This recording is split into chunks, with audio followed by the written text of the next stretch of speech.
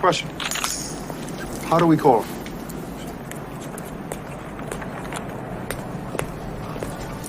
He gave us a signal.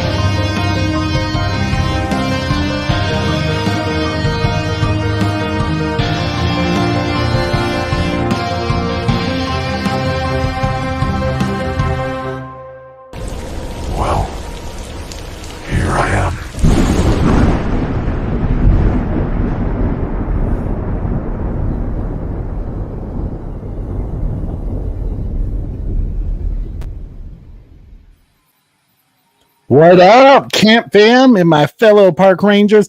It is your boy Trey of the Bat Channel. We are live from the Bat Cave. But as always, before we begin, I have to bring in the best co-host I could ever ask for. Thank God he's not a dino supervisor like Phil Tippett. But he is a super bro, Corey. Allegedly, Trey, I'm Allegedly. I'm the best Super Bro Corey co-host. Yes, you are the best super bro, Corey. I don't think there's another super bro, Corey, out there. Who knows? There might be some imposters. So you two do YouTube podcasts, huh? Try to. What is up, everybody? How are we doing tonight? It's a beautiful Wednesday. It's Hump Day. Hump Day. I'm not gonna lie to you guys. I'm a little tired, but I always get pumped when I'm with you guys. So I mean, it was a long day at work, but I'm ready to go for tonight to talk about just one of my favorite franchises of all time, Jurassic World, Jurassic Park. All that good stuff. Is that what we're talking about, Trey? What's that? That's what we're talking about today, huh? That is what we're talking about today, guys, because we're going to be talking about the extended edition that we watched last night for our watch party. Hopefully you attended it with us. If you haven't, you're probably going to be a little confused, or you're curious, is it worth, paying, I think, another $20 to get the extended cut, versus what you saw in theaters?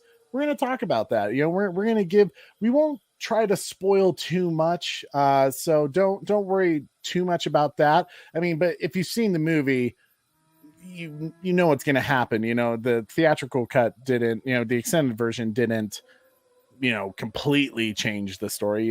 It ends the same way everyone thought it would. So yeah, we're going to be talking about, is it better than the theatrical cut, or did they make a good call by, pacing, tone, all that stuff?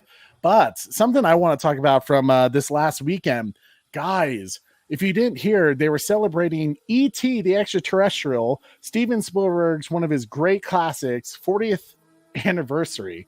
Holy hell. In IMAX this last weekend. And Corey, did you get a chance to see it? No, Trey.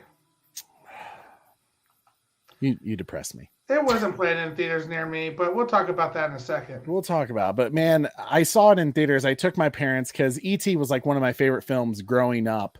I don't know why, because that one scene with Elliot sleeping outside still freaks the hell out of me.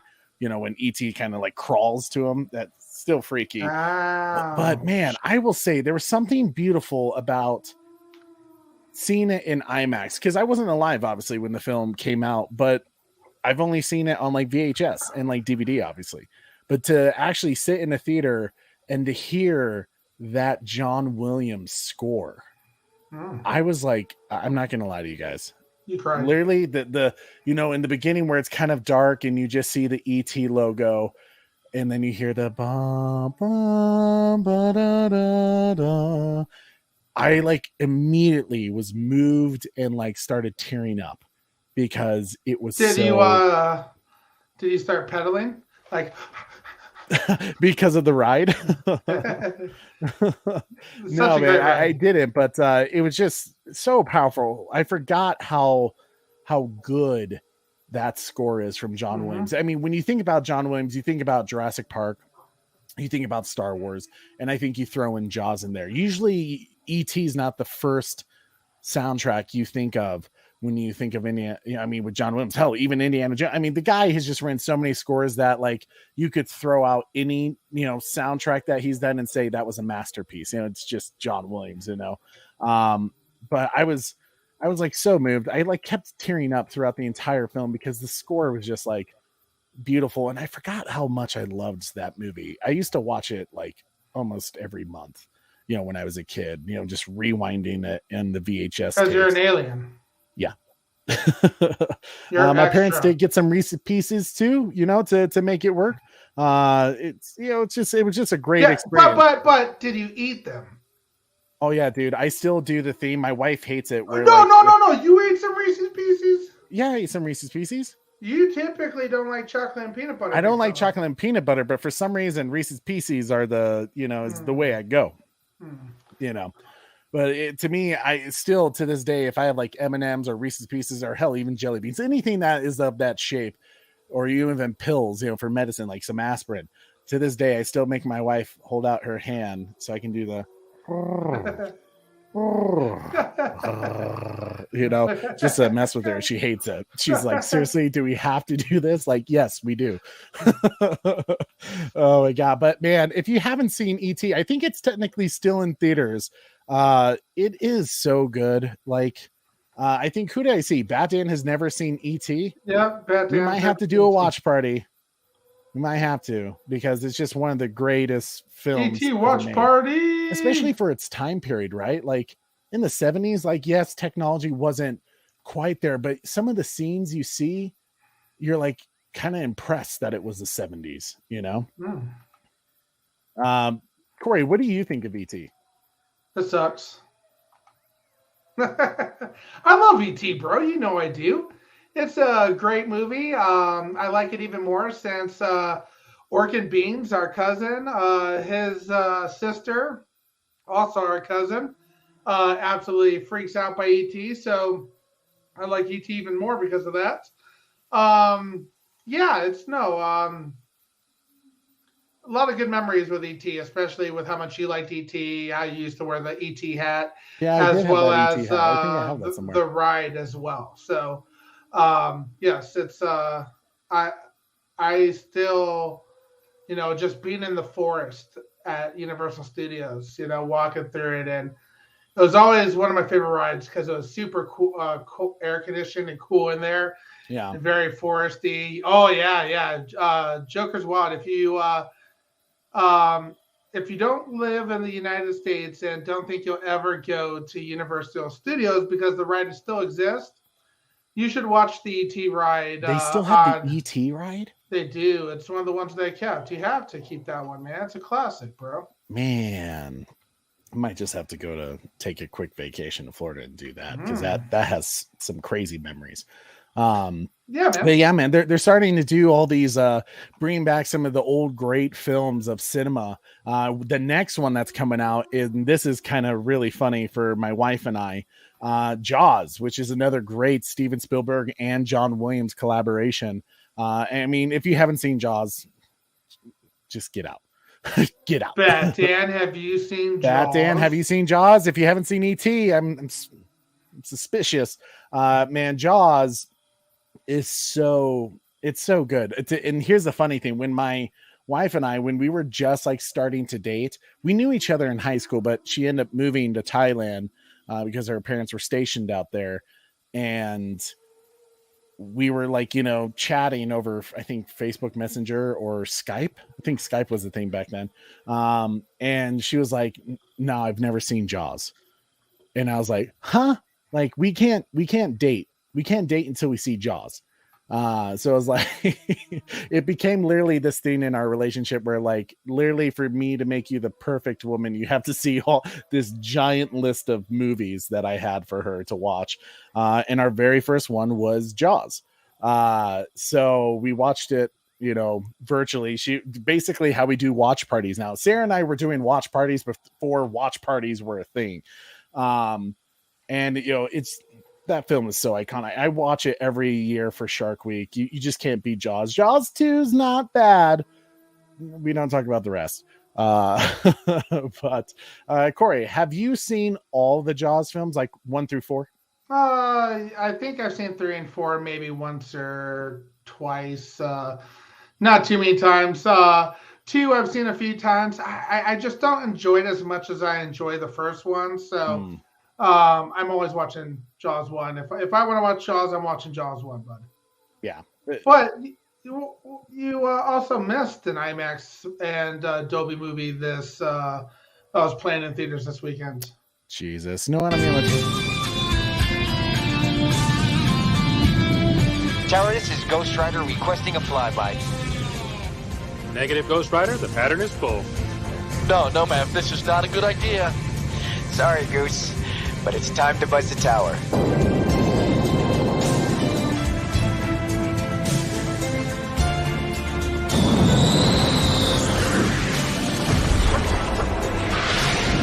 Goddamn son of a bitch.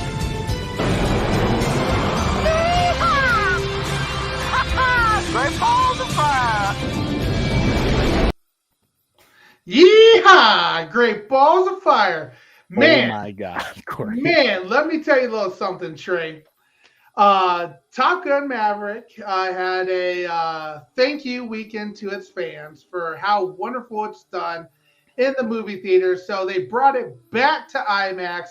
They brought it back to Dolby this weekend. And do you know what happened, Trey? What's that?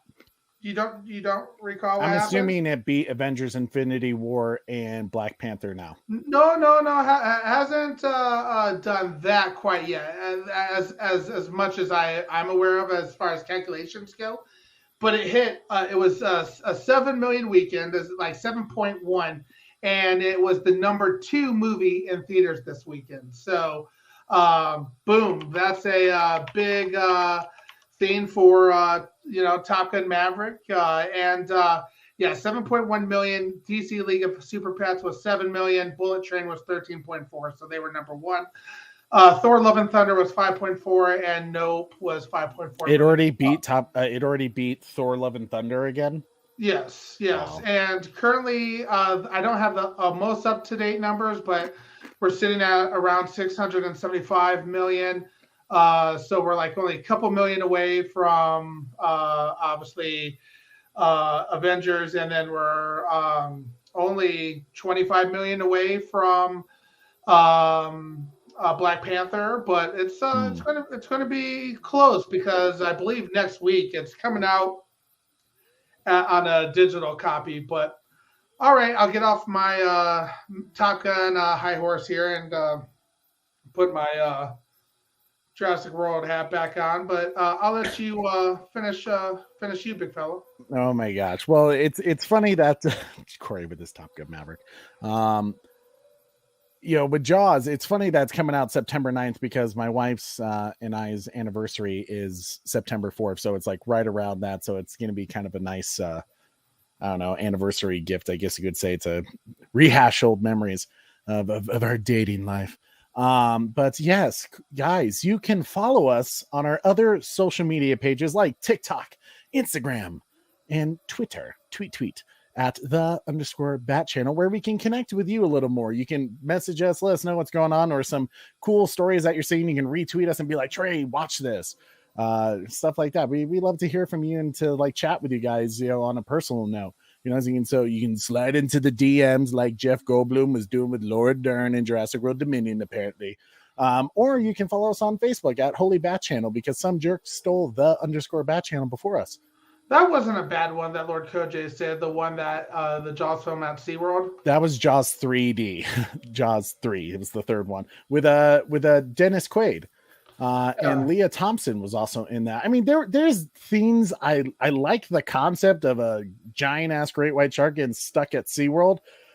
It was just the 3D thing should not have been a thing in the 80s because that was just ridiculous. When you just see the shark going, it's so ridiculous, so dumb. But yes, follow us on our social media pages. We'd love to see you guys over there, especially we like to do some fun videos on TikTok.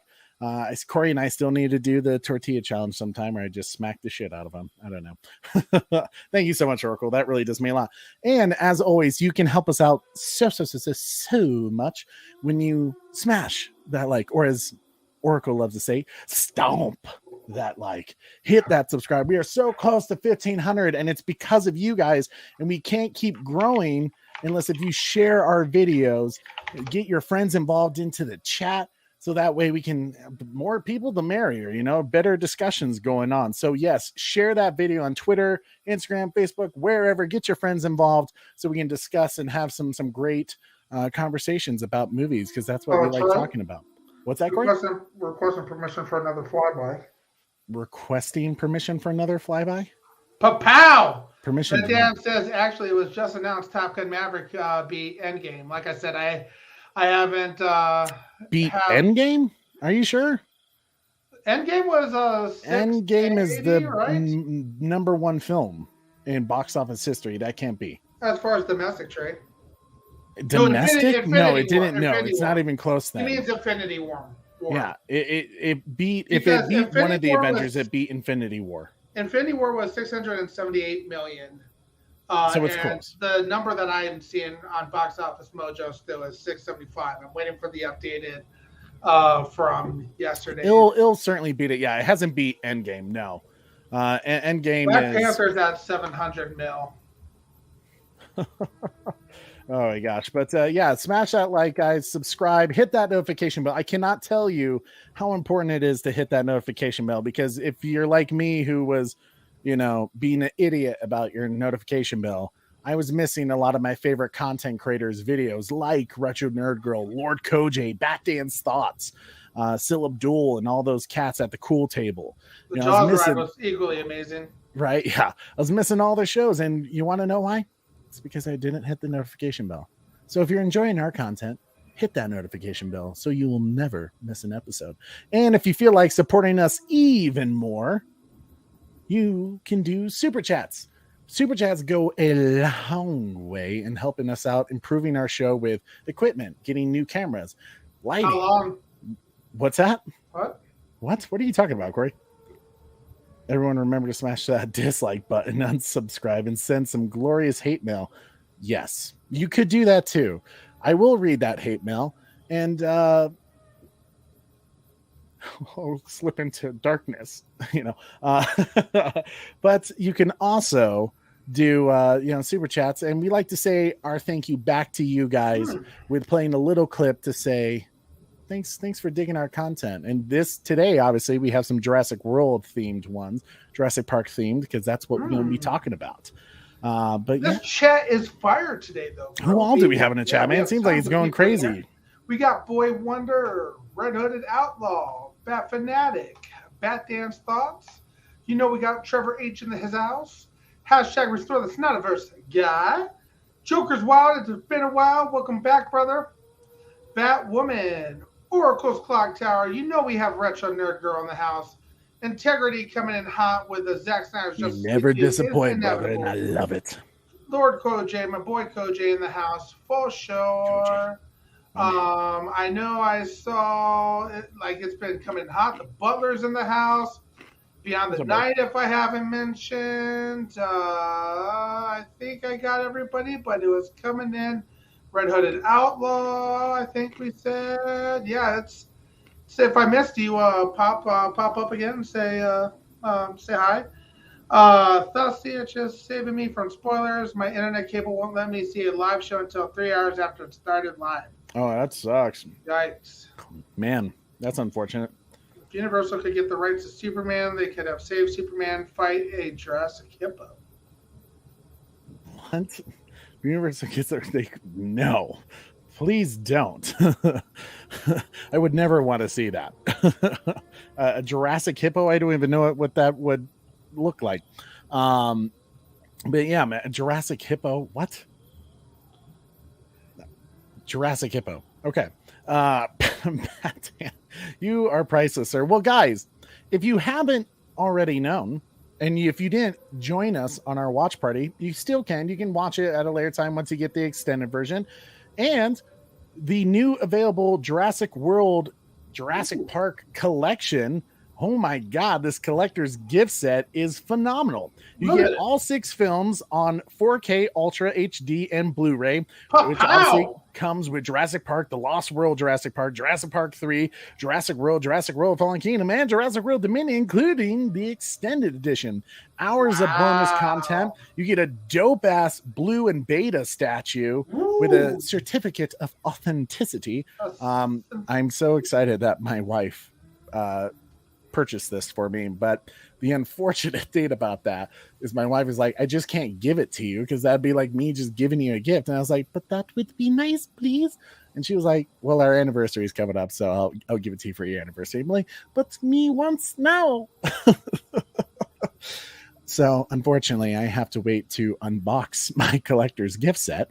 I'm gonna ask her how much she would charge me for that. I think it was like $120 altogether. Yeah, but if I pay her $300, will she give me your copy? She wouldn't give you my copy.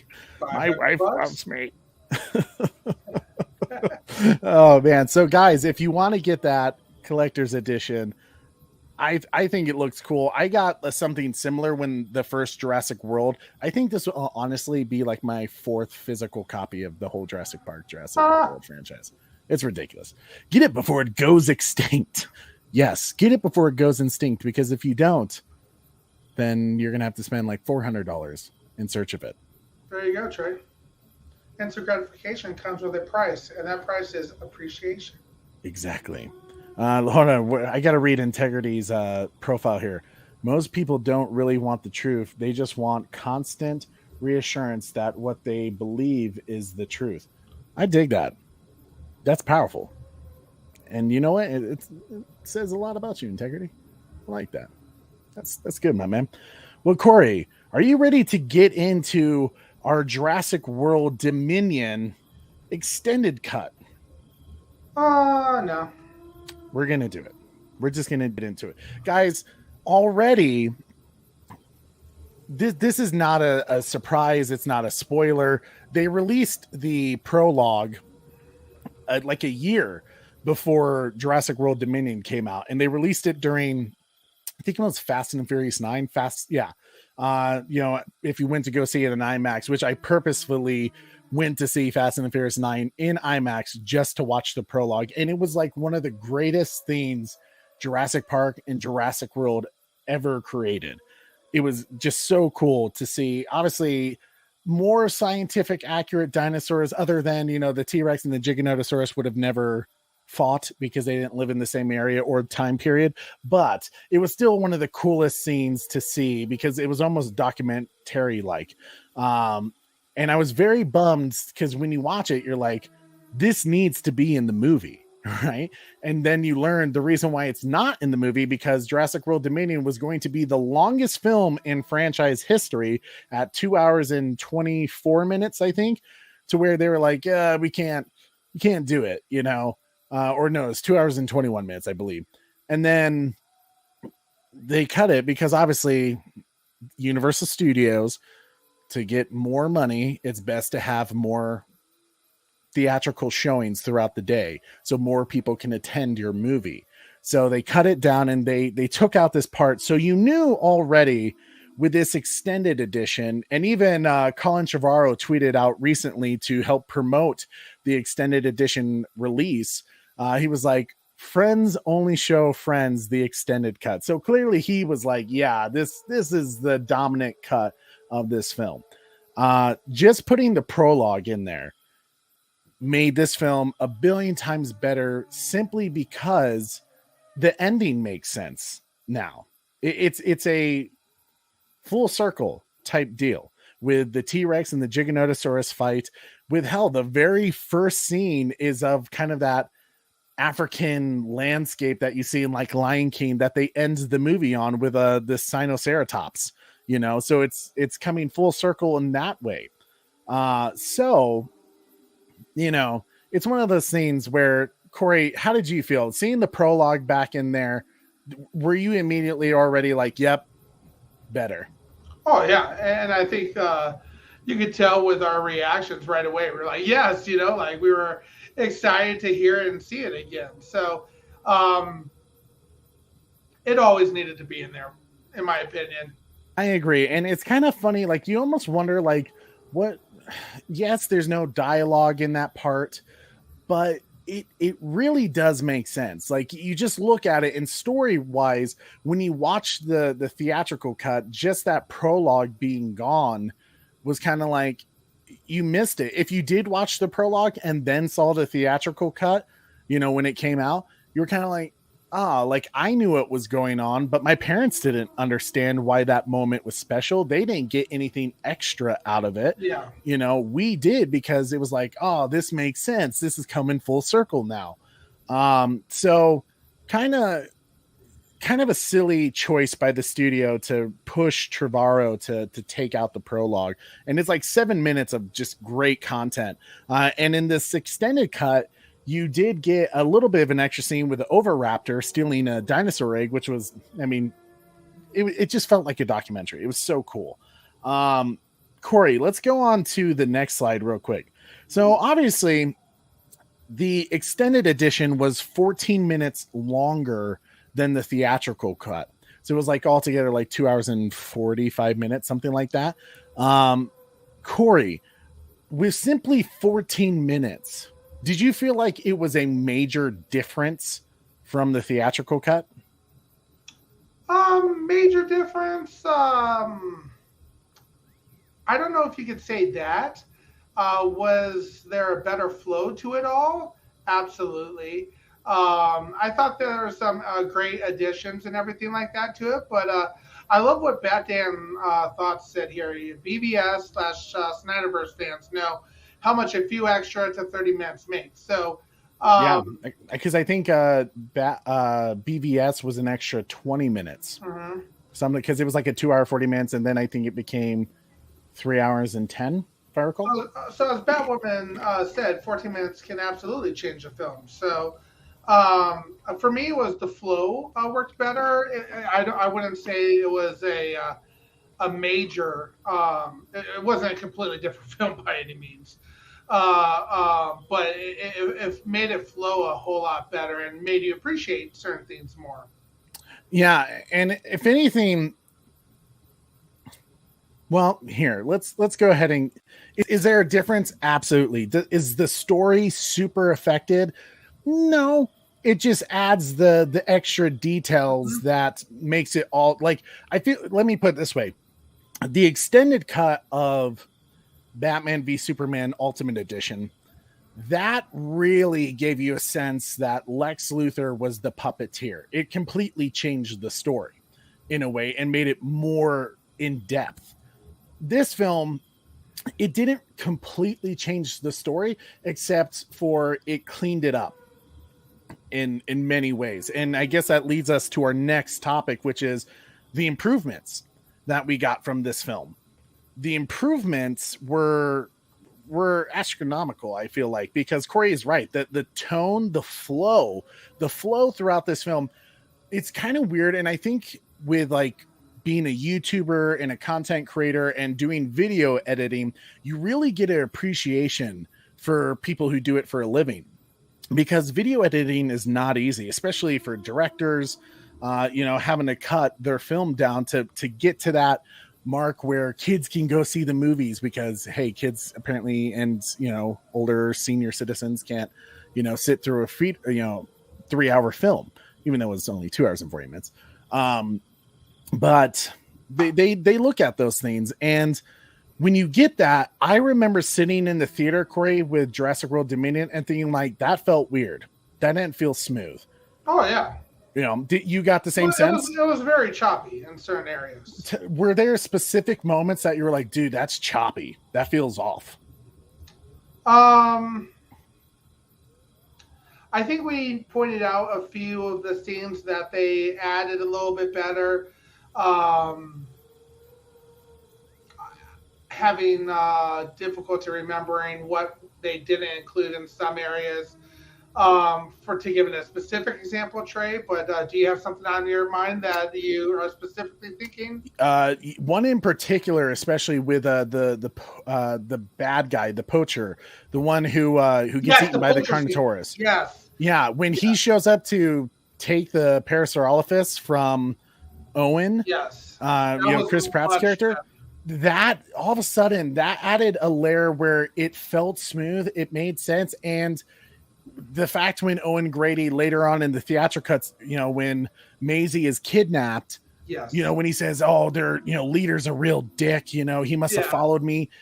It's like, okay, we missed some background story there. Like in the theatrical cut, you don't even think Owen knows who that guy is, but you see in this, Owen met him, and honestly, it creates a very interesting complexion in Owen Grady's character, because Owen, who's very protective of the dinosaurs, and he's a badass, for him to give up the Parasaurolophus to that guy simply to protect Maisie and not create a stir was, to me, it was shocking in a way, because it just showed you how far Owen was willing to go to protect Maisie, even though his mission basically throughout Jurassic World has been to protect the dinosaurs,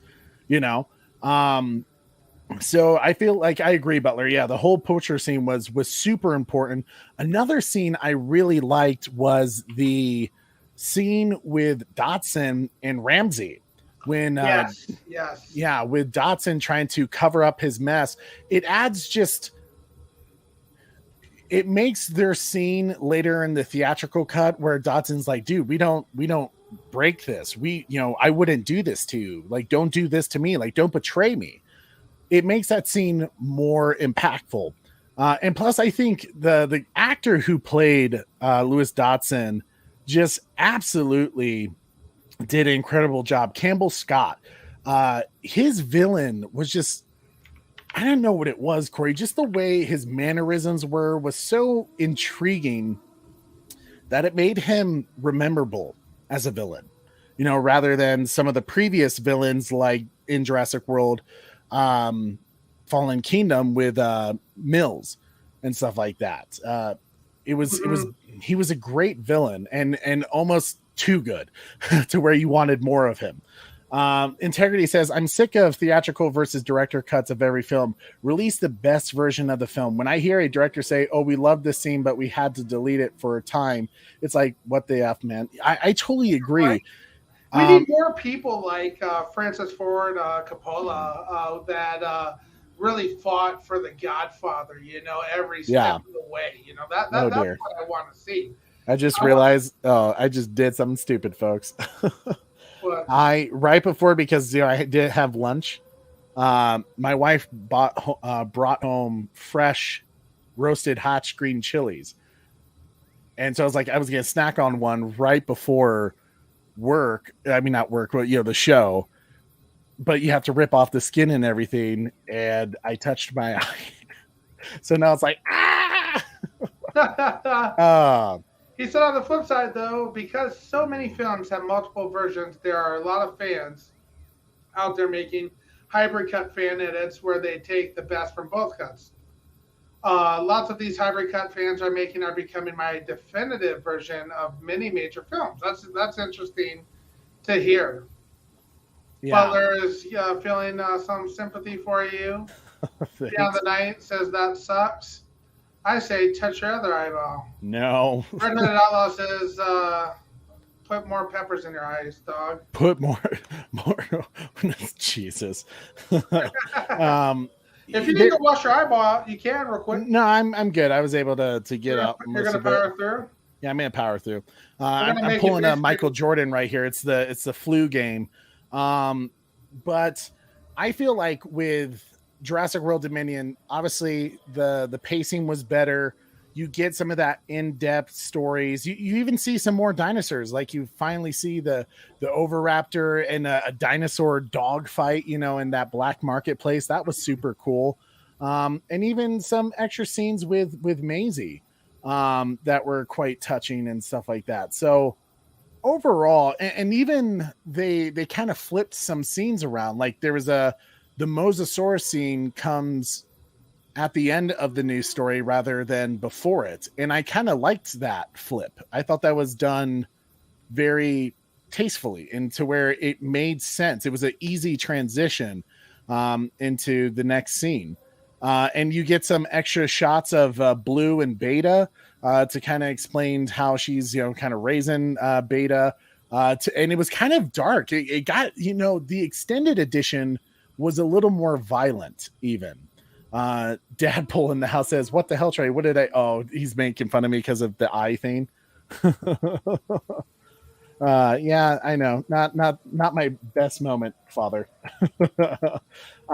Corey, was there any other improvements for you where you're like, "Oh yeah, this right here, this scene did some really cool things"? I think the poacher portion was definitely my favorite. I love the never seen you give up a fight before Owen comment and everything like that. Yeah, I think you covered them pretty much all, Trey. Okay. Now, Corey, in that case, because we're like really, and I don't want to give away all the extended edition in case if anyone hasn't seen who's watching this review. Which let us know in the comments if you are on the replay crew of this, let us know what some of your favorite extended edition scenes were from this film. But not helpful advice, Super Bro. Yeah. Corey, let's talk about, was there anything? Well, you know what? There was another scene that I'm forgetting that I really enjoyed. The extra sequence with Ellie Sattler and then eventually Alan Grant's character. Yes. That was a good flow as well. That was a moment where I said, Corey, that felt really choppy. Yep. Of how we just go immediately from Ellie Sattler to bam, here's Alan Grant. And this kind of did with the extra scene. An extra opinion, Yeah. And not only that, I loved that extra dialogue with Alan Grant and those those teenage girls, because it explains who Alan Grant is as a person. He's basically a dinosaur. He's very stuck in his ways, stuck in his times. And what it also does is it creates a better progression that he makes this decision finally to go with Ellie Sattler, to give up in a way. I'm sure he doesn't give up paleontology, but to say, no, I'm coming with you at the end of it. That's a big deal, Right. Dadpool says, I totally agree with the concept of putting the best version of the film forward. Agreed. Yeah. Working on some shoots with Dadpool and some video editing for projects with him. I can tell you, he won't let anything but the best version of anything come out. So, yeah. Yeah. And it's just one of those scenes where like, when the director is kind of like, oh man, I feel like I agree with Integrity where it's like, if they're going to come out with an extended version, I almost feel like that's like a money thing where they're just like, oh, we know this is the better cut. It's like the studio admitting that like, yes, this is the better version. So let's make money off it. It's just kind of silly that way. But Corey, was there anything in this film where the extended version, it didn't fix some of your issues that you had with it? Yeah. There's definitely some areas that I think it didn't fix quite. So let me bring this down. Where did it still extinct? Let's see here. I guess from our previous show on this, an area that we were a little upset about was the amount of blue. Yeah. So that was, you still didn't fix everything there. I guess how deep do we want to get into it, Trey? Like, we'll get deep into it. Yeah. Okay. There was sorry, I accidentally unplugged myself. Yeah. There was still areas that absolutely didn't solve it for me. I still rated this movie pretty high for the most part with the first one. But trying to think if there was any big stink moments for me. How about you, Trey? The biggest one where it still like didn't satisfy was the lack of planning when it comes to Lewis Dotson's character. Well, yeah. His character really, and this is just the issue with the Jurassic World trilogy, is that Dodson should have been the background villain in the first one, the second one, and then the main one in the third. Mm-hmm. Because his villain, he's just such a great villain. And like, there's story there. And we did get a little bit of that story in Camp Cretaceous, but here's where it felt weird. In the book, Dodson is very kind of psychotic. What's up, Boy Wonder? It's good to see you, my man. Me and my dad saw Top Gun Maverick today. It was awesome. Bro, that's cool. What did your dad think? Did he love it too? Was he a big fan of Top Gun? It's always good seeing you, Boy Wonder. To me, it was kind of like he's very kind of psychotic. Like, he's not afraid to like kill you. He's a businessman who will kill you. He will put you down to achieve what he wants. And to me personally, it felt like I think what held Jurassic World Dominion back in a way, and really the Jurassic World franchise, is it seems like they were afraid to. Well, actually, this is not true, because Jurassic World Fallen Kingdom, they did it. And I felt like maybe the studio was afraid of it ever since, because they weren't sure that people were happy when Mills killed Lockwood, because it was like, oh my God, like here's a human that straight up killed somebody in Jurassic World, rather than the dinosaurs eating people. And there was dinosaur violence, with the dinosaurs eating people in this film. But to me, it made more sense, and to like make Dodson even a worse villain was he needed to kill Ramsey. When he finds out Ramsey betrayed him, I feel like a screw should have went loose there completely, to the point where he just, beats him with an amber, rock, something like that. And and you don't have to show it. You could do a very outward Hitchcock, kind of thing where you only see the shadow, Psycho. To me, it just made sense to Ramsey's character probably should have died. I don't see, Lewis Dodson kind of been like, oh, you betrayed me. You're the reason why I'm completely going to lose this battle and why I'm going to go to jail. Why would he let Ramsey go? He already kind of pushed the original cast and, down to that train, that place where the Dimetrodons were, waiting for them, hoping they would get eaten, and kind of telling Ian Malcolm's character, yeah, they're down there, go save them, basically hinting for them to go save him, hoping that a dinosaur would get him. He was very like, let nature take its course kind of thing. And to me, it just made sense where his villain, like, it made sense for his villain to kill Ramsey, I think. I agree with you there about killing Ramsey, and we mentioned that in the first review of it. I did want to point out one thing that Integrity said. He said, but wouldn't they make a lot more money in theaters by putting the best film possible in theaters so that it has legs and positive word of mouth? You can always add extras to the Blu-ray to sell it. I agree with you. Me and Trey probably agrees with you. Yeah. The one thing that these movie executives look at is when typically you have a longer a director's cut, you're typically saying that's going to be an extended version. Now, extended version means more minutes added to the movie, and more minutes means less showings in a day. So if, for example, a Zack Snyder Justice League movie in theaters, if they would have half the amount of, you know, something like a Marvel film, which usually makes about close to $1 billion, they would have half that amount of showings. Exactly. So then they look at that and be like, oh, I can only make that much a day, versus if I cut it down to just 2 shitty hours, you're going to be able to have so many more showings. So it's definitely a disservice to moviegoers. Yeah.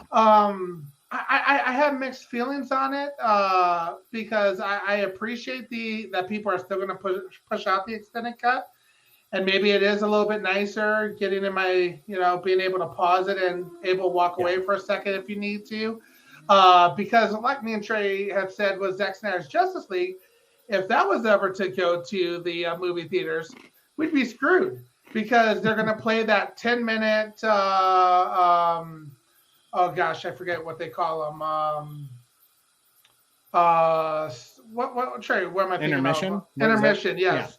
Yeah. And they're going to have the music being played, right, Trey? That was talked about. Yeah, Tom Hokenborg wrote a whole thing to be played during that 10-minute intermission. Exactly, and you and I would have enjoyed the music, stayed that extra 10 minutes. Yeah, we would have stayed the full. At the end, we'd be like, oh, God. 4 hours and 15 minutes. You probably would have ran to the restroom after, but. And here's another thing to look at. Like, I think, yes, Jurassic World Dominion probably would have benefited from the extended cut, because I would love to see what Rotten Tomatoes audience score would be of the extended edition, because I bet people will enjoy it more. Do they not do that? I don't think so. Not yet. They probably will at some point, because I think people are going to have a major difference with this one. But it was just one of those things where really with Jurassic World Dominion, the critics score was so poor, and people taglining it the worst film of the Jurassic Park franchise. Even calling it worse than the third one was ridiculous, but it made people go like, I think I'll wait to go see it then, and I feel like if they would have released this, they probably would have had a better audience reaction and maybe even a better critic reaction. And here's the thing, the Batman is almost 2 hours and 50 minutes long, and critics raved about that, right? Critics said it was incredible, right? Audience score was kind of mixed on it, but nonetheless, it still made over $700 million, even with it being a 2 hour and 50 minute cut. Avengers Endgame was almost 3 hours. So therefore, and that made it's the biggest film of all time, box office wise. So theaters, I think studios do need to get away from the fear of, extended cuts, 2 hours, it has to be below 2 hours and 30 minutes. Really, we want it at 2 hours, because then it's more theater showings. And I get it. Universal Studios has always looked at the Jurassic Park, Jurassic World franchise as a family film, as a, kid focused film, which is why you often saw when the dinosaurs had their heads bitten off or the people getting bit, you often didn't see like blood dripping from them, like what would be realistic, because they don't want it to be graphic like that. There's always this, kind of this fantasy of seeing a dinosaur, right? That they are trying to keep the innocence. That's maybe nowadays. Back then, Steven Spielberg said Steven Spielberg wasn't afraid of it. Yeah, certainly. Yeah. And I hear what you're saying here, Retro Nerd Girl. They have no confidence in their product. But I also wonder, too, since we're on the topic of extended cuts, David Zaslav is reinstating or bringing back Zack Snyder's Justice League, right? It's the Snyderverse is being restored. The restoration is currently underway. Do you think David Zaslav lets Zack Snyder do another 4-hour film for Zack Snyder's Justice League 2? Or do you think it becomes maybe 243 hours and say, hey, we will release a extended cut via... Here's the thing. I can already answer that for you. So, and I don't want to get too much into Zack Snyder's Justice League because I really want to focus on Jurassic World Dominion. Extended cuts, is what I'm saying. I'm saying whether the studio has confidence in the film or not, they're going to want to cut it down some. Is what I mean, yeah, studios have always thought, shorter films, more showings, more money, basically. But in this case, with Zach had always had plans to, like with BVS was originally supposed to be 2 parts, so even he kind of realized keep it down to 2 hours, and then Zack Snyder's Justice League, was originally supposed to be part 1, part 2, kind of thing. So he always had that mindset. It was just the way the studio ran things and did things to where, he ended up getting his 4-hour cut, a little later on, but it's one of those things. But with Jurassic World Dominion, another place where I felt like they fell short, and this is just personal preferences, was a personal issue that I had with the film, was the ending.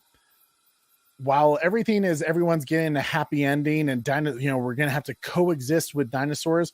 Corey, I don't know if you agree with this. It felt wrong to have Charlotte Lockwood give the final word of the franchise, because this is the epic conclusion, right? This is supposedly the very last thing we'll see of the Jurassic Park movie franchise, at least until Universal Studios decides to create the new trilogy film. Yes, that's exactly what we said in our first review. In my opinion, it should have ended with everybody having a line. Kind of like what they did with Star Trek. I think Star Trek Beyond, where Kirk said it, and Spock, Yes, we mentioned that. I even think that they should have had John Hammond say his line in there, it would have been nice to,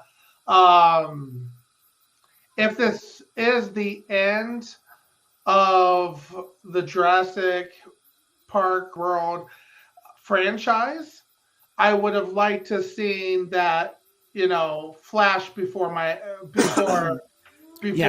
life, just pop. Yeah, and I think a great way where they could have handled that is simply the hearing that Alan Grant and Laura Dern and Malcolm were going to go to talk about biosyn, and now that we have a world where we live with dinosaurs, they could have had such an inspirational speech.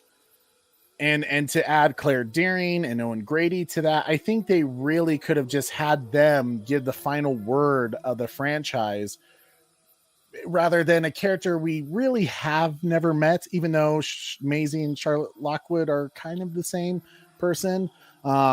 It just made sense to me to, rather than have this person kind of give the final stamp of the franchise, it should have been someone that we were familiar with and had the nostalgic, ending. Just like what they did with Fallen Kingdom, where it's Ian Malcolm saying, we've entered a new era, welcome to Jurassic World. Mm-hmm. To me, that was very impactful. And this film kind of missed that. And kind of an interesting scene to end on a Lion King. It was very much a Lion King shot with those Sinoceratops. To where it was kind of like, well, what was the point of that? Maybe do like the end with the T-Rex, end with the Brachiosaurus, something that was more iconic of a of a Jurassic Park theme thing. Dadpool says, sorry, go ahead. Intermissions were always a big hit in my day, particularly at the drive-in. Oh yeah, man. And there was a drive-in in Jurassic World Extended Edition. Integrity 101 says, trimming seems like an effective strategy for crap films. I get it. Make your money before the bad word of mouth. I don't buy that it's helping the box office with better films like Godfather. Mm-hmm. Yeah, and I think I do think Jurassic World Dominion would have greatly benefited from an extra 14 minutes. Like seriously, and that's the hard part. Like if we were talking about 30 minutes, okay, I can understand the studio kind of being like, yeah, that's kind of rough. You're right at 3 hours. But at the same time, even Lord of the Rings, right? Lord of the Rings was such a successful franchise that that was a 3 hour long film. And then people bought, the crazy 4 hour extended edition cuts, right? That are phenomenal. imagine if they tried releasing that in theaters. That probably wouldn't have been $1 billion film, right? But you would have had mega Lord of the Rings fans going like, oh my God, I can't believe he brought that from the books. But with all that being said, Corey, is it, before we move on to the kind of as we kind of start getting towards the end of this, is there any other things that you're like, oh, I wish they did this?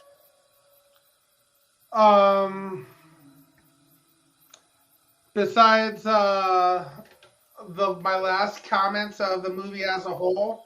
Yeah.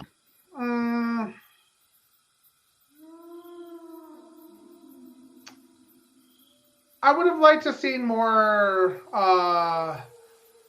Grant and Owen interactions with Velociraptors, since those two were the really the people with the most experience with Velociraptors. Yeah. You know where I felt like they messed up with that is that Grant should have brought his Velociraptor resonating chamber to get Beta, to lure a Beta in. I mean, they didn't need to do that, but like, I think it would have been kind of cool, Yeah. Because that was honestly one of my favorite things about Jurassic Park 3. So, I would have liked to seen kind of some more of that in there. What else could I say? No, I still thought this was an enjoyable film, though. Oh, agreed. What about you? Like, is there anything else outside of what you said last time that you're looking for more than what we've already said about this film? I mean, there's things I would have changed. Certainly, like I wish. I think someone said it earlier. Like I wish Blue had a more prominent role. Yeah, we talked about that. Yep. And I think also, I think I read Oracle. Oracle said she wanted a different end to the Rexy fight, and I agree with that. It should have been the T-Rex family to help. Yeah, I agree with that. I think that would have been a more impactful ending rather than bringing out the Therizinosaurus, even though the Therizinosaurus was badass and just one of the coolest new additions to the whole Jurassic World franchise. Like, just an incredible creature. And honestly, yeah, it probably would have been an apex predator for sure. But to me, just for nostalgic purposes and just kind of, it was like, I'll put it this way. The first Jurassic World film, I felt like when the Indominus Rex was trying to, get Owen and the kids, I knew immediately in my head as I was watching that scene, I was like, oh man, the thing that would make this movie, I was already in love with Jurassic World, right? I was already digging this entire film. I was like, but the next thing that would turn this film into a masterpiece for me is that they have a T-Rex fight. And sure enough, like clockwork, it was like, oh, you open paddock 6, and there's the Rexy coming out to save the day. And I was like, brilliant, just amazing. And in this film, it kind of like, for once, even though Rexy's getting older and she's close to the end of her life cycle, like Colin Trevorrow has said, it felt like Rexy should have had the final, the win. Didn't need assistance, really, at least from like another apex creature that you're going to go like, well, at some point, Rexy and Therizinosaurus are going to have a fight, because you have to, one of them has to be the apex. So to me, to kind of avoid that whole situation where like, okay, well, at some point, those two are going to fight. Nothing didn't really do anything other than stick its claws up. Yeah, Rexy was, whipping its ass. It pushed him, and it, Edward Scissorhand him. Yeah, so. But I mean, it did scratch the Giganotosaurus's leg, but it just, to me, to kind of make it more of a like a cheer moment rather than the Rexy just pushes the pushes the Giganotosaurus into the Therizinosaurus.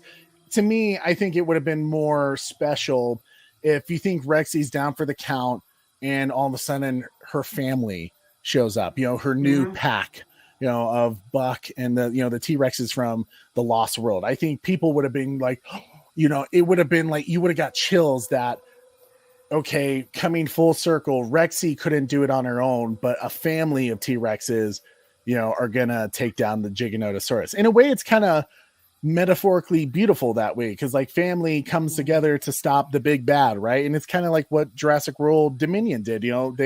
Dodson was a single man just trying to rule the world, and no one agreed with him, but it took a family, a group to take him out, take him down in Biosyn. I think the only additional thing that I would say that I would love to see even more of is one of my favorite things with Jurassic World series is the weaponization of raptors. Yeah. So the fact that this they kind of did it with the Atrociraptors, but it wasn't the Velociraptors. They did, but it's bootleg drifter underground layer type technology. Which, don't get me wrong, it was absolutely amazing to watch and see. I love that scene. I'm curious, though, who came up with that technology of the laser and the laser pointing? Who, I would have loved to see more into that. Well, it was kind of already hinted at in Jurassic World Fallen Kingdom with the Indoraptor. Oh, true. How they use the laser. So they kind of, it was like one of those things that didn't really need explanation. We just knew it was possible.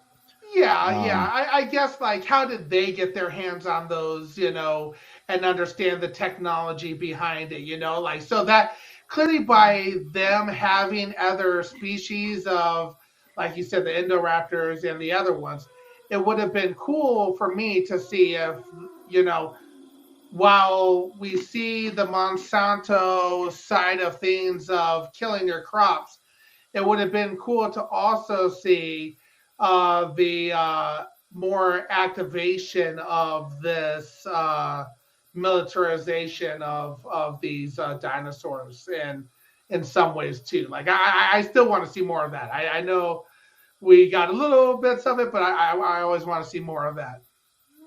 Yeah. I mean, absolutely. But I think Oracle has a wonderful point, where I think it would have been a little more impactful if Rexy got help from the other, T-Rex family. But yeah. Boy Wonder says, sorry I have to go, guys, but it was good seeing everyone. You guys rock. Boy Wonder, it's always good seeing you. Joker's Wild, my man. I always feel like it's been a while since we've seen you, but it's good seeing you, bro. What about the Spino coming in and helping Rexy? That would be dope. That, you know what? I think people would have lost their minds at that too. I think people would have been like, holy, because, you're kind of paying respect to that epic scene in Jurassic Park 3, but now they're working together to take down, the new big bad. And, at some point that, apex battle is going to happen, but, maybe that's where also the other T-Rexes show up and kind of shoo off the Spinosaurus, like the Spinosaurus is not going to mess with all three of them, I don't know, that could have been cool. That would have been interesting. Yeah. I also think that there's a lack of planning from the government as well. Like, how long would you say Jurassic World 2 was to Jurassic World 3? It happened fairly quickly, right? What do you mean? What's the time in between? From the Lost World to no, you're saying Jurassic World. Yeah, Jurassic World 2 to 3. Oh, 2 to 3? I think they said it's 3 years. So 3 years is a long time, and for us to not really have any game plan for having freaking T-Rexes just running around the world is kind of crazy to me as well. You think there'd be, I don't know, maybe a little bit more government intervention to that all. So that's why, again, going back to the Terminator Velociraptors or the weaponization of raptors, point and shooting those T-Rexes off of existence. Or like I could see people living with the the Littlefoots and those types of dinosaurs, the Triceratops. I just don't see the Sarahs. I don't see them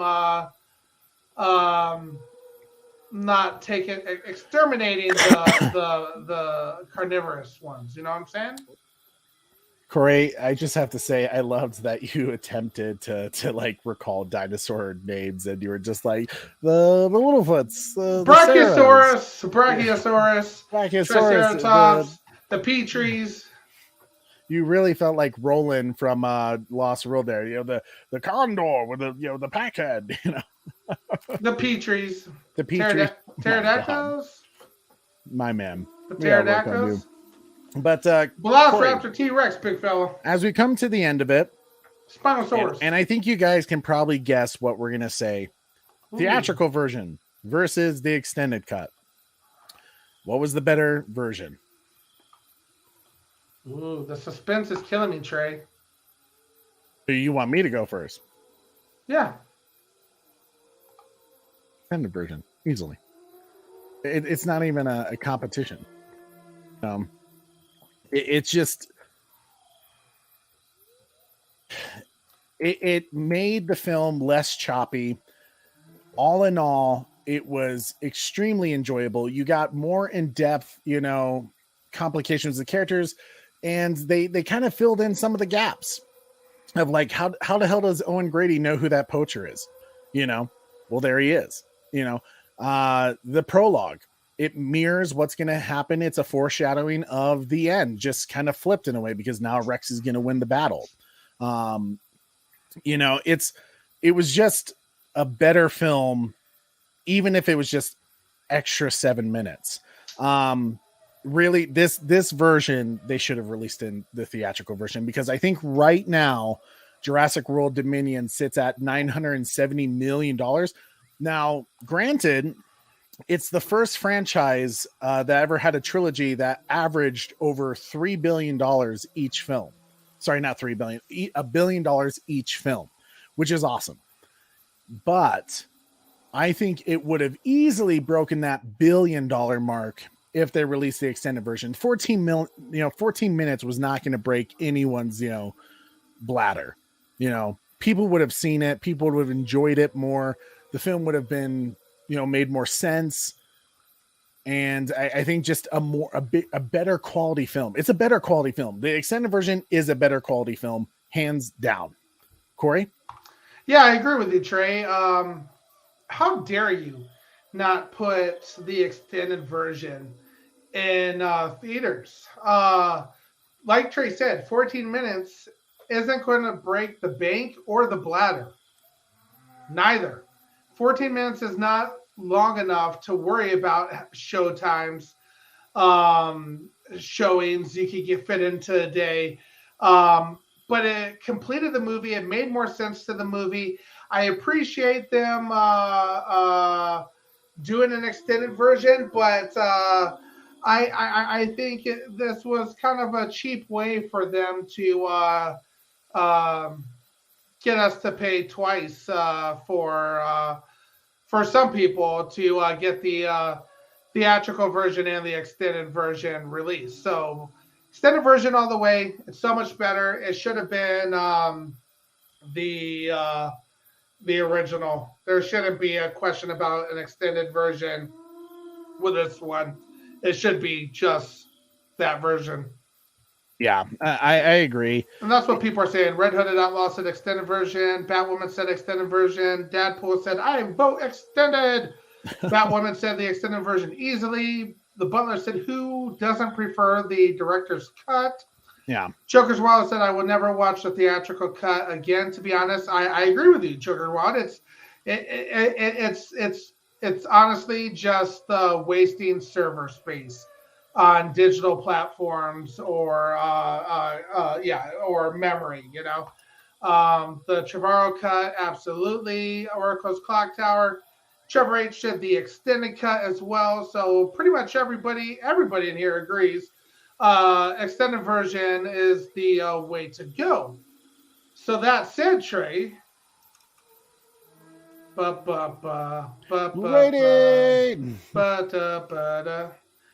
And real quick, Deadpool said, if the bladder was an issue, more people would purchase the film outside the theater for viewing on the home theater system. Absolutely, Deadpool. Yeah. Restore the Snyderverse, guys. The director's version is only one. Absolutely restore the Snyderverse guy. All right, so rating time, Trey. Rating time. Okay, Corey, what did I have for the theatrical cut when we did our You gave review? it an 8.8. I gave it a 9.3, if I recall correctly. I surprised you with that 9.3. Yeah, you did, because that was a big score. You were pretty close to saying it was a masterpiece. Yeah, and I think since this may be our last Jurassic Park, Jurassic World film, maybe we should talk a little bit more about all of them, or do you want to do that as a separate episode of our ratings? I mean, people will kind of already know my ratings and like rankings throughout the franchise. We could do it at some point. Simply because if you follow me on Instagram at _bat channel, I did like post review on each Jurassic Park and Jurassic World film as I watched them before Jurassic World Dominion came out. So I mean, you can check out that to see our ratings. But yeah, if we want to do a franchise ranking, that could be a fun video. Corey, let's go ahead and have you start first with this rating. What are you going to give it? So I gave this a 9.3 in the regular version. The extended version allowed for more a better flow throughout the film.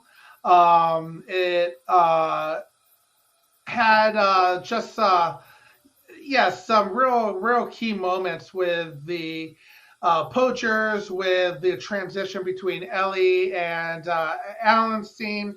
So like we said in this entire time, it flowed so much better. Original rating was a 9.3. The extended edition rating is 9.6. This movie, while it still has some things, is still a masterpiece in my opinion. Wow. Okay. That's pretty solid. 9.6, you said? 9.6. You went from a 9.3 to a 9.6. Yes, sir.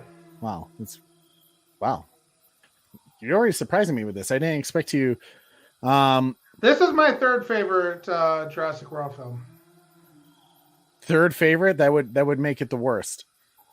Well, not, and I say worst loosely. Third favorite Jurassic World film and Jurassic Park combined. So the 6-movie franchise. I'm sorry, I should clarify that a little bit better. So I give it an 8.8. With this particular version, I think I'm going to be very similar to how I handled The Lost World in this, because I think I rated this film slightly below The Lost World, but I was like, if you ever find that extended version of The Lost World that I've only seen on TV, I haven't seen like a DVD version of it where they add like all the deleted scenes with Roland and stuff like that. I think I had like The Lost World at like an 8.9, and then if you give the director's version or the extended version of The Lost World, I was like, okay, I give it a 9.1 or 9.2. I think I'm going to go very similar here, where I was like 8.8 for the theatrical cut, Jurassic World Dominion. And while I still have some issues with it, just because of overall planning from the first Jurassic World film, thinking Dodson. If you give this anything under a 9.5, you're wild. Wild. Hurtful. I'm going to give it a 9.2. 9.2? Yeah. Man. It's not a masterpiece to me. It's pretty damn close, but it's not a masterpiece. You want to know why it's a masterpiece? Why? Simple, big fella. What? We love the Jurassic World cast. We love the Jurassic Park cast. They combined them. But that said, this movie fixed my biggest issue within the Jurassic Park, movies. Alan Grant, Ellie Sattler ship was always supposed to happen. This restored the entire Jurassic Park, made me love Jurassic Park 3 more. knowing that they're eventually going to make it together. Grant, Ellie, Ship, as I believe Oracle, or I believe it was Oracle yesterday was saying, helped me make this back into a masterpiece because it made me fall in love with the entire franchise. That they corrected their wrongs, they went on found the right path. They corrected a wrong from Jurassic Park 3, but it didn't. Like here's where I don't give it a masterpiece. Is I didn't like I while it wasn't bad, it wasn't like I look at Jurassic World, right? In Jurassic Park, the T-Rex saving the day. You know, those was like I remember thinking in my head, this would be the perfect moment for like if this happens. It happens. Like this is a perfect film. So you just want the dinosaur fight scenes? What's that? You just want the dinosaur fight scenes? No, I don't. Corey, that was a simple point that I'm saying. I also had an issue that Charlotte Lockwood is the final person to give the final say of the entire franchise. I get that, but I can. That doesn't satisfy my ending. I can overlook it slightly. It doesn't. What? The fact that Grant, Ellie, Ship happened, big fella, was enough for me to not even care. Are you really arguing with me about a 9.2 rating? I'm thinking it's a 9.2 rating is saying it's a spectacular film. Spectacular film. I think you're not giving enough credit to the Grant, Ellie, Ship, big fella. Oh my God, Corey! You know you're like that dude. One Bite Pizza reviews, he gets a 9.1 score, and he's pissed off that he wasn't given the highest score ever. And he's like, dude, that's a monster score. Let me hit you with this, big fellow. I'm gonna bet that the rotation that you hit the most with 1, 2, 3 is going to be Jurassic Park 1, Jurassic World 1, and then Jurassic World 3. Those are going to be the 3 films that you will eventually watch the most of. Well, but if that is the case, then Corey, then my scores are right. What's your scores for Jurassic Park 1 and Jurassic Park 1 is a 9.9. It's like you can't get a higher score from me than a 9.9. It's literally the closest thing to perfection that you could ever get. I give that one a 10. I can't give it a 10 , Corey. Why not? Because you can't. So here you go, Trey. Okay, all right. No. I know how I cannot give it a 10. Because and this is, and you could say if I just look at the film by itself, then yeah, it's a 10. But because I know what happens eventually in Jurassic Park 3, where they're not together, that ending makes no sense for Alan Grant and Ellie Sattler. That's not the ending anymore, big fella. I get that, but hold on. Jeez, I can't believe you're like arguing. I feel like are you arguing with me just to argue? Yeah. This guy. You are such an older brother. No, but seriously though, Trey, to be honest with you, I do feel this way. I think that while I agree with your rookie ratings and your score system of being points and stuff like that, I think the only thing that I think that you may be afraid of is you're so afraid of having a rookie score that you identify in your eyes that you're afraid to give a movie that's perfection a 10. Jurassic Park is a 10, bro. And maybe this is a conversation for the overall rating. The 1 through the where do we find our Jurassic Park through Jurassic World? Where do those movies meet up in our eyes? Debate. So I'll give back your time based on that. But we're going to talk about this again, big fella. We're going to talk about again. Guys, this is what I deal with. Super Bro Corey just trying to irritate me. Bro, basically, when I say a 9.9, and literally I would give it a 9.99999. We'll talk about it. We'll talk about it in the next. Anyways, I would say Jurassic Park 9.9, and then I think I gave Jurassic. You said a 9.99999. Yeah. Oh no. What do you mean? You said 9.99999. Yeah. Round up, big fella. That movie's a 10. Jesus, I'm not going to do that. Oh, I'm not going to do that. No, I'm not going to do that. Give the movie a 10. Not going to do it. Give the movie 10. Not gonna do it, Corbra, because that's not the way I am. Right? You're not gonna make me change, fool. Please! God damn it! Hate this hacker crap. Shit. Well, you did that, so now I have to give it 10. I'm just kidding. Hey, we got 10, baby. Success. Success. Man, in all fairness, though, seriously, with I mean, yeah, it goes Jurassic Park, one of the greatest films ever made, and then I go Jurassic World, which, like, for me, satisfied every. It was another masterpiece of a Jurassic Park film, and Jurassic World. You finally got to see the park open. I think I gave it either a 9.7 or a 9.8. You know, I was like, it was right there, but you can't make it better than the first one. And then, yeah, then you got this film, right? Like 9.3 is, I think, is a fair score. But it's, I see Oracle's with me. I think his score is good. You know, big Jurassic Park World fan. To me, though, Corey, it's just like I didn't leave the theater being like, that was perfect. That ended perfect. I went, oh man, like they should have done this. I didn't do that with Jurassic Park. I didn't do that with Jurassic World. With this film, I did that. There's still room. That's why I can't give it a masterpiece. If I'm leaving the theater going like, oh man, they should have done this, but it was really good.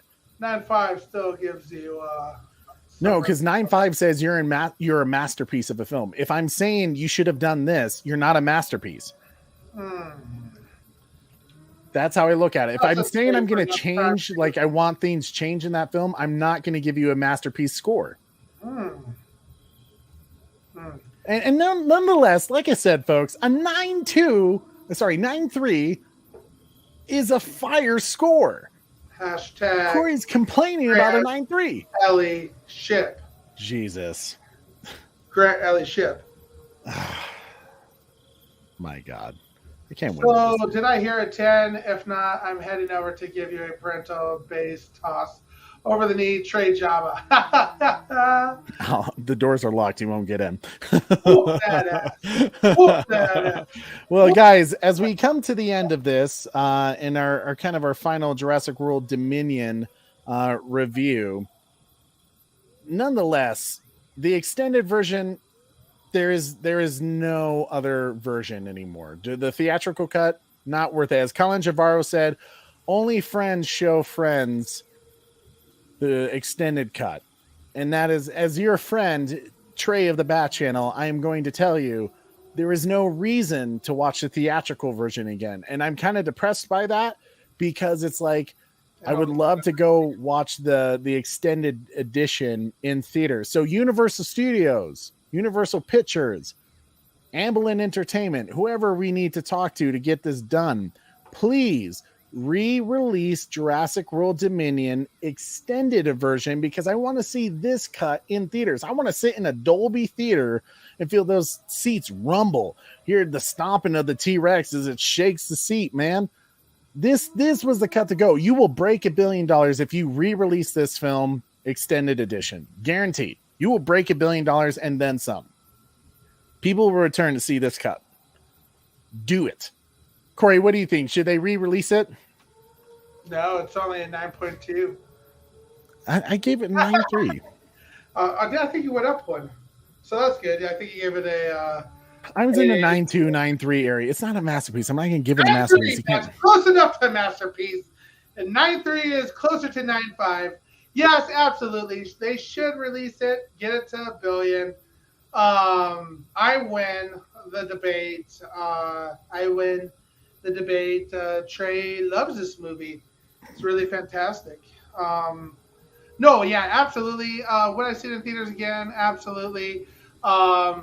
I'm just sad, man. I'm sad that this is going to be the last time that we may be talking about Jurassic Park, Jurassic World. So that's why I'm hoping it won't be, because there is word that Netflix and Amblin Entertainment, and I think DreamWorks Animation, are working on a new animated show called Jurassic World, something like When Dinosaurs Ruled the Earth. So we need like a prehistoric squad.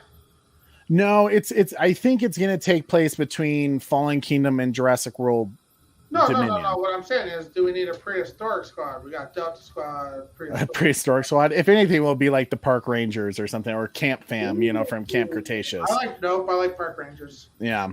But I don't know. We'll see. Or maybe the Diggers. He's a digger. $1 billion Club is a for sure with this movie. I agree, Bat1. I agree. With the extended edition, easily this film would have broken $1 billion. I think. Let's since I really riled you up there, let's see what the chat's saying.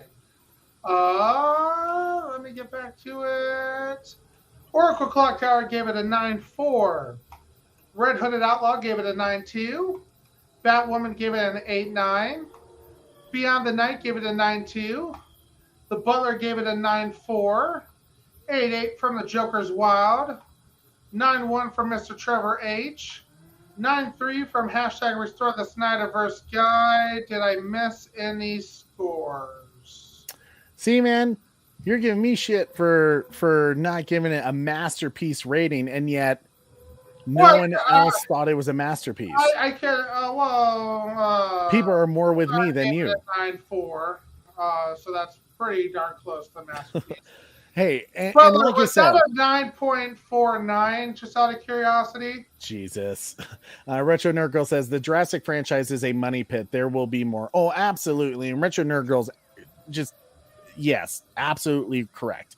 And it's one of those scenes where, really every film other than, I believe, Jurassic Park 3 and The Lost World, the Jurassic World franchise, like I said, is the only franchise trilogy to ever hit $1 billion on each film currently. So there will be more Jurassic World. Universal does not want to get rid of this IP. They're just renewing and updating the Jurassic Park ride to Jurassic World. They're putting more money into this franchise. And I think they're just sitting down and trying to plan out the future, saying like, okay, let's do some spin-offs first. And then when we have a really good theatrical idea come up, then we'll do it, and which I guess, Corey, let's end on this. Exactly what Deadpool said. This from the kid that named his first dinosaur after his mother. I would have expected you to give this movie a masterpiece.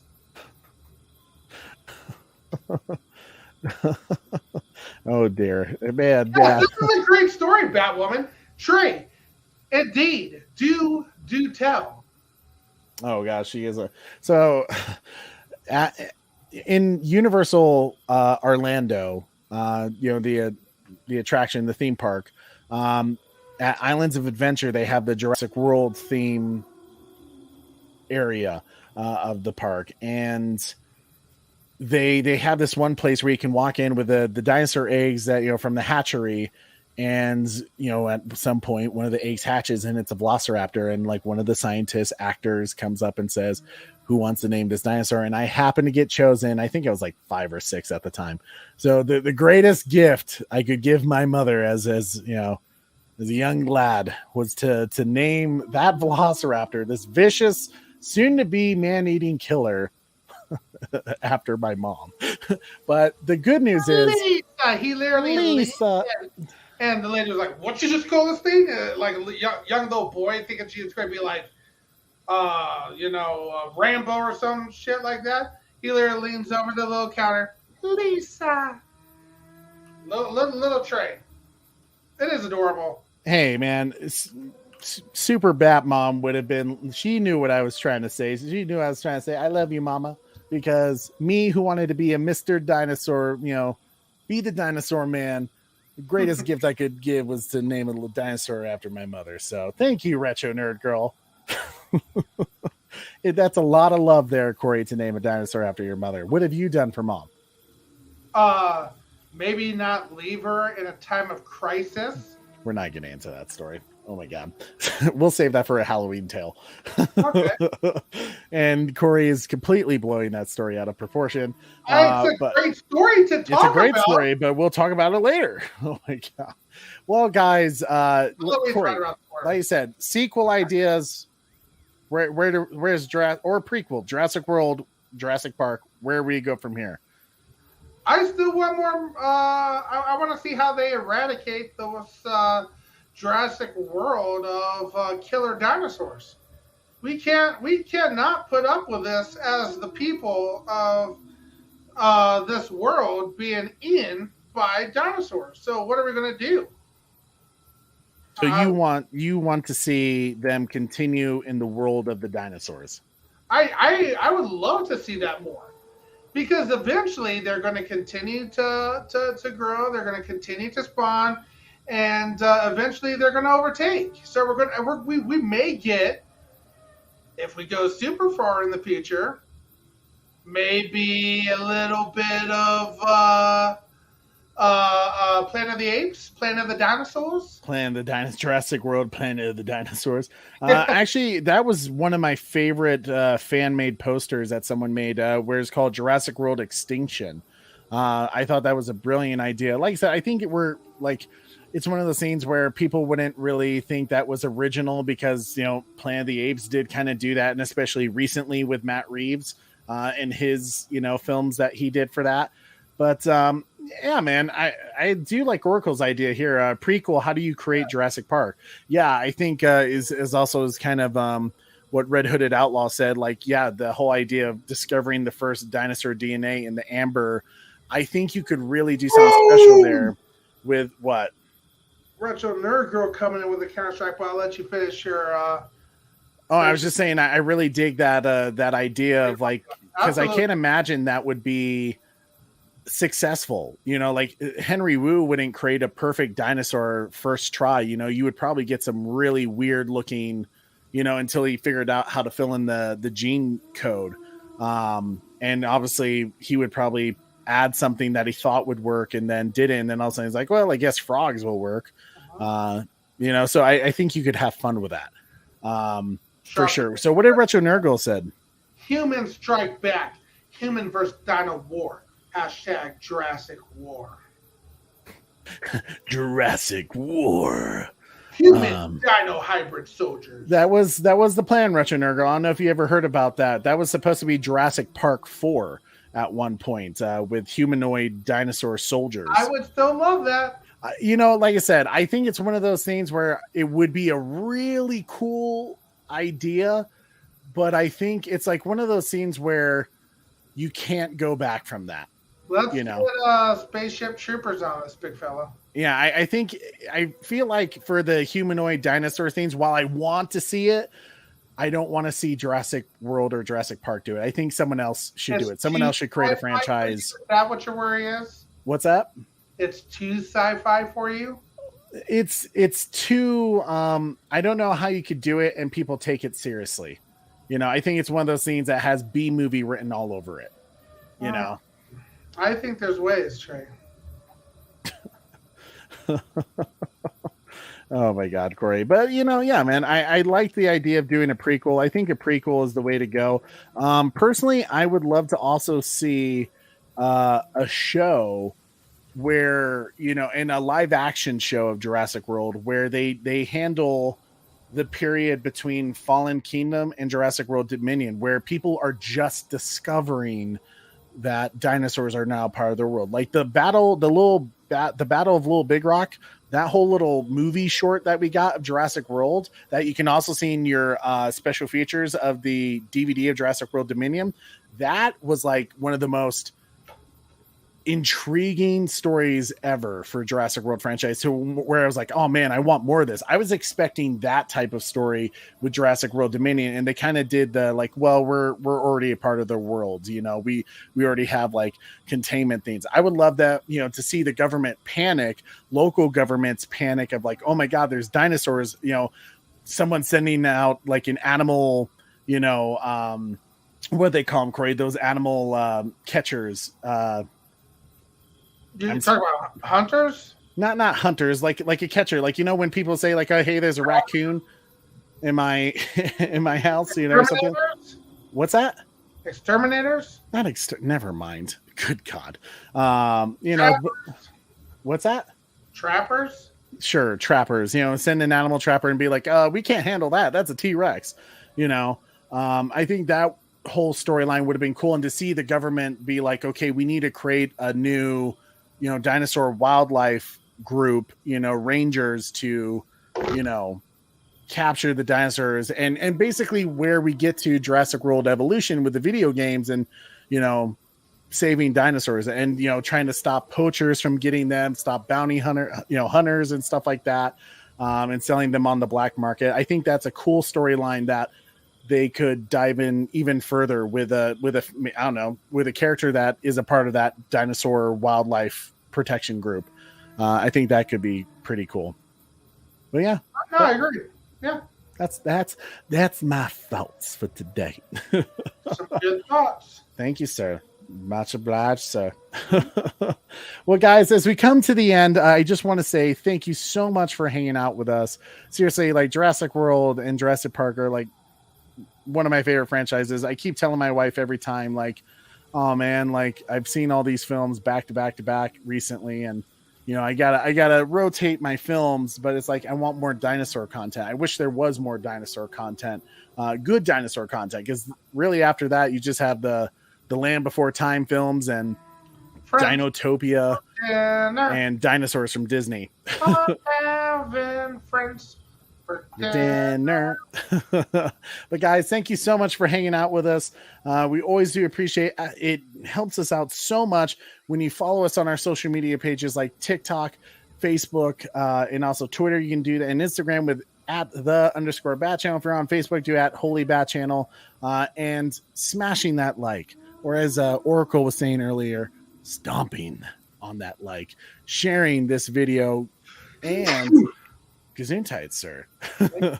Hitting that. Bless you. Has a cold, says it's soul. Nope, you missed the perfect time to say, God bless you. God bless you. Come on, girl. But smashing that like, sharing this video, subscribe. And guys, after this video is done, make sure to leave a comment of what your favorite extended cut scene of Jurassic World Dominion was, because we'd love to hear from you. And don't forget to hit that notification bell so you never miss an episode. I am your host, Trey, with Super Bro Corey. And don't forget to tune in weekly. Same bat time. Same bat channel. See you later, guys. Have a good night. Thanks for coming by, and thanks for watching with us. I'm really digging these watch parties. Bye.